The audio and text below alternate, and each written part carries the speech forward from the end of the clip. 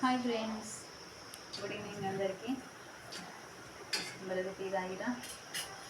ఇదిగోండి, నేనైతే ఒక వెరైటీ ఐటెం అయితే చేస్తాను. మళ్ళీ పిల్లలకి వచ్చేసి స్నాక్స్ ఏంటంటే ఆమ్లెట్ బజ్జీ. ఫస్ట్ అయితే ఆమ్లెట్ పోసి రెడీ పెట్టుకున్నాను. ఇలా ఈ షేప్లో కట్ చేసుకున్నాను. తర్వాత ఆలుగడ్డ బజ్జీకి పిండి ఇలా తయారు చేసుకుంటాము, అలా తయారు చేసుకోవాలి. తర్వాత ఆయిల్లో అయితే మనము ఆమ్లెట్ని చిన్న చిన్న పీసెస్ లాగా తీసుకొని ఇందులో నుంచి అయితే ఆయిల్లో వేసుకోవాలి. ఇదిగోండి, ఇలా అవుతాయి. షేప్లో అయితే సేమ్ ఆలుగడ్డ బజ్జీలా ఉంటుందో అలా అయితే అయింది. పిల్లలకైతే చాలా ఇష్టం.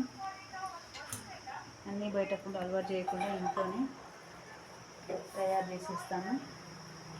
ఇదిగోండి, ఇలా వేస్తే చాలా బాగా ఉంటున్నాయి. ఆలుగడ్డకు బదులుగా ఆమ్లెట్, అంతే సింపుల్, ఏం లేదు. మా పిల్లలకైతే చాలా ఇష్టం. మీరు కూడా ఒకసారి ట్రై చేయండి. ఎలా ఉందో కామెంట్ బాక్స్లో కామెంట్ చేయండి. మరి ఓకే, మరి నా వీడియో ఎంత నచ్చితే సబ్స్క్రైబ్ చేసుకోండి.